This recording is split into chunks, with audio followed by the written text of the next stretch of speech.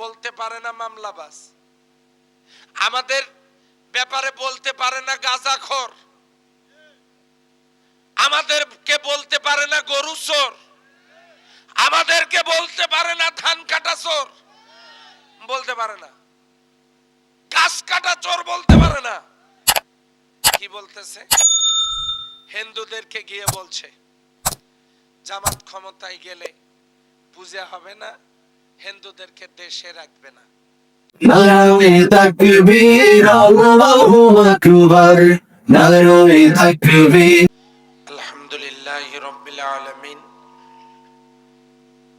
আসসালাতু ওয়াসসালামু আলা সাইয়্যিদিল মুরসালিন ওয়া আলা আলিহি ওয়া আসহাবিহি আজমাইন।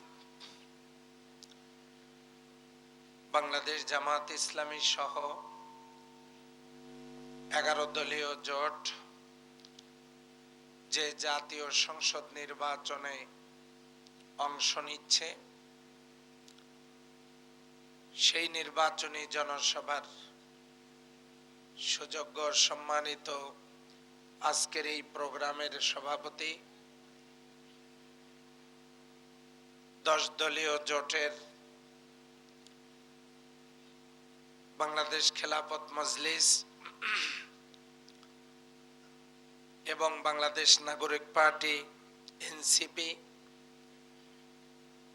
বাংলাদেশ জামাত ইসলামীর সংগ্রামী উপজেলা আমির, সাবেক আমির সহ ইউনিয়নের সম্মানিত নেতৃবৃন্দ, জোটের নেতৃবৃন্দ, উপস্থিত সম্মানিত ভাইয়েরা, পর্দার অন্তরালের আমার মা এবং বোনেরা, সকলকে সশ্রদ্ধ সালাম পেশ করছি। আসসালামু আলাইকুম ওয়া রাহমাতুল্লাহ। অন্যান্য ধর্ম অবলম্বী ভাইদেরকেও জানাচ্ছি আদাব, শুভেচ্ছা, অভিনন্দন। আর মাত্র কয়েকদিন বাকি, 31 তারিখ শেষ হয়ে যাচ্ছে। কালকে থেকে মাত্র 11টা দিন, 11 দিন সময়, কালকে থেকে মাত্র 11টা দিন সময় রয়েছে। এর মাঝেই এদেশের ভাগ্য চূড়ান্ত হতে চলেছে আগামী দিনের জন্য। এই জন্য এই নির্বাচনের গুরুত্ব অনেক বেশি, কারণ এইটার সাথেই রয়েছে গণভোট।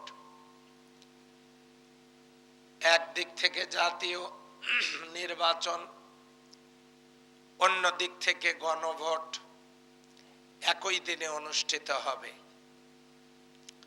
10 দলীয় জোটের পক্ষ থেকে আমাকে রংপুর 6 পীরগঞ্জ আসনে বাংলাদেশ জামাত ইসলামী মনোনীত 10 দলের সমর্থনে রিসেন্ট আমাদের আরো একটা দল যুক্ত হয়েছে, 11 দলের সমর্থনে আমি এই আসনের এমপি প্রার্থী। পর্দার অন্তরালে মা বোনেরা কথা বলছেন এবং অনেক আওয়াজ হচ্ছে। আমি জানি এই এলাকার মহিলারা অনেক শান্ত এবং ভদ্র। আশা করি তারা একটু শান্ত থাকবেন, কথাগুলো শুনবেন। এ কথাগুলো তাদেরও শোনা খুবই দরকার। আগামী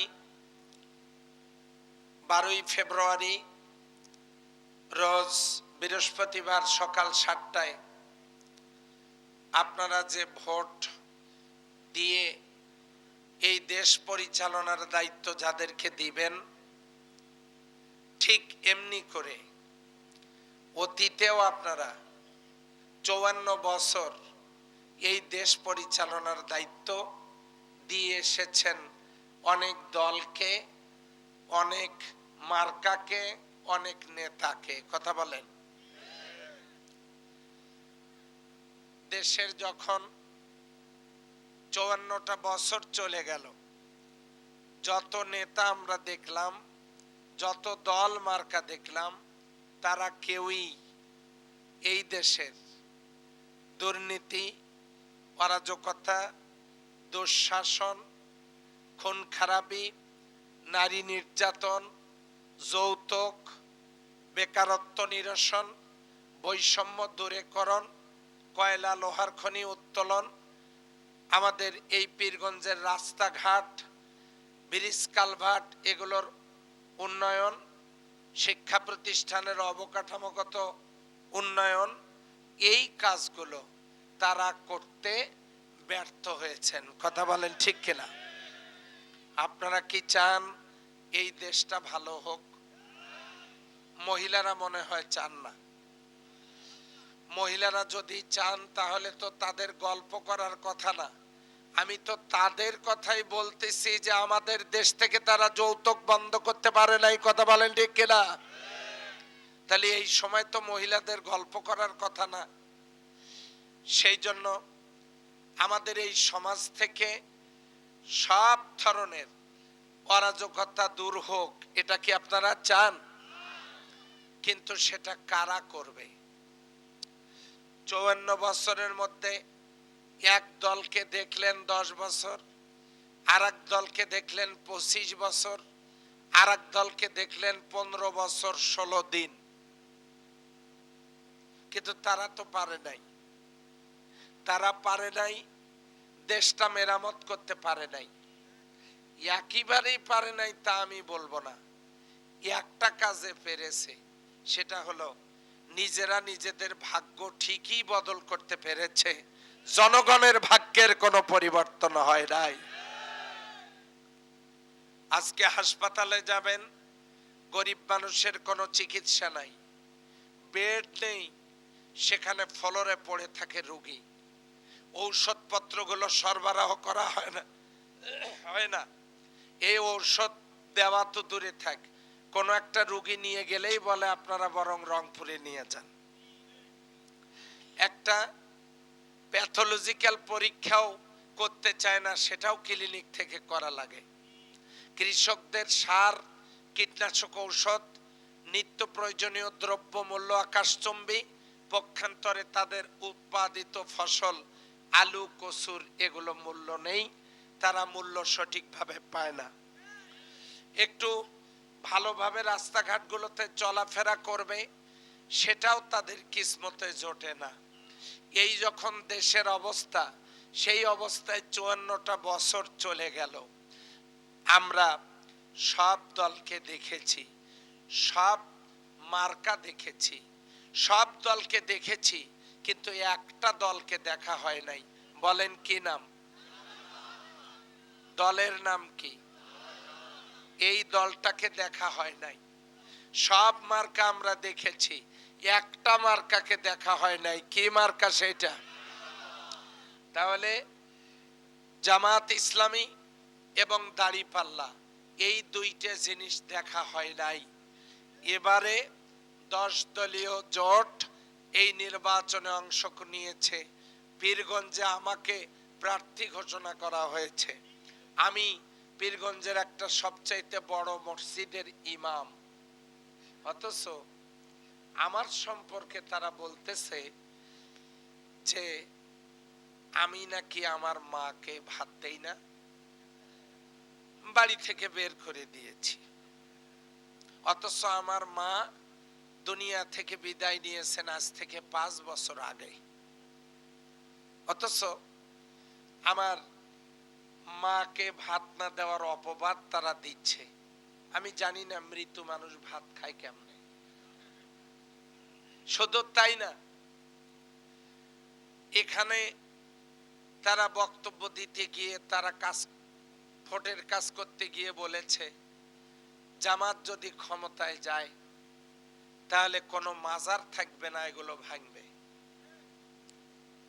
আচ্ছা, আমি একজন পীর সাহেবের সন্তান, আমার আব্বা ফুরফুরা শরীফের একজন পীর খলিফা, একজন খলিফা। আমার আব্বা আলহাজ মাওলানা আজিজুর রহমান মিঠিপুরি পীর সাহেব। তা আমি পীরের আওলাদ, পীরের সন্তান, আর আমি ভাঙবো মাজার, এটা কি শয়তানও বিশ্বাস করবে? তাহলে তারা বিশ্বাস করলো কেমনে? আমি তো বুঝতে পারছি না। জামাত ইসলামী যাতে ক্ষমতায় আসতে না পারে, তারা বলে বেড়াচ্ছে জামাত ক্ষমতায় গেলে মহিলারা ঘর থেকে বের হতে পারবে না। এই যে কথাটা বলল, জামাত বেহেশতের টিকিট বিক্রি করতেছে। আমার সামনে যত লোক আছেন, আপনারা কি শুনেছেন যে আমরা কারো কাছে বেহেশতের টিকিট বিক্রি করেছি, বলেছি? তাহলে এটাও একটা জঘন্য এবং চরম মিথ্যা কথা। কিন্তু তারা এর কোনো, আমরা যখন বললাম আপনারা জবাব দেন আমরা কার কাছে বেহেশতের টিকিট বিক্রি করেছি, আমিও একটু খুঁজতে থাকলাম ইন্টারনেটে। খুঁজতে গিয়ে দেখি ওমা, তারাই বক্তব্য দিচ্ছে যে অমুক দলে ধানের শীষে ভোট দিলে তারা বেহেশতে যাবেন। নেটে দেখেন, সার্চ দিয়ে আপনিও দেখতে পারবেন। তো সেই জন্য আমাদের মানে খায়দায় সান মিয়া মোটা হয় জব্বার। অপরাধ করে তারা, দোষ দেয় আমাদের। আমাদের বিরুদ্ধে বলতে পারে না যে আমরা চাঁদাবাজ, দুর্নীতিবাজ, টেন্ডারবাজ, আমরা মামলাবাজ, এ কথা তো বলতে পারে না। এই যে আওয়ামী লীগের নেতা কর্মীদের নামে মামলা দিয়া হয়রানি করতেছে, মামলাবাজি করতেছে, তারপরে মিথ্যা মামলা দিয়া পুলিশ দিয়ে হয়রানি করতেছে। আমরা তো আর এগুলো করছি না। আমাদের বিরুদ্ধে বলতে পারে না মামলাবাজ, আমাদের ব্যাপারে বলতে পারে না গাঁজাখোর, আমাদেরকে বলতে পারে না গরু চোর, আমাদেরকে বলতে পারে না ধান কাটা চোর, বলতে পারে না গাছ কাটা চোর, বলতে পারে না। কি বলতেছে? হিন্দুদেরকে গিয়ে বলছে জামাত ক্ষমতায় গেলে পূজা হবে না, হিন্দুদেরকে দেশে রাখবে না। অথচ খুলনায় এক আসনে কৃষ্ণ নন্দী দাদাকে দাঁড়িপাল্লা প্রতীকে নির্বাচনের এমপি করার প্রার্থী ঘোষণা করেছে জামাত ইসলামী। আমরা বানাবো এমপি আর আমরাই দেশে রাখবো না, এ কথা কি বিশ্বাসযোগ্য কথা?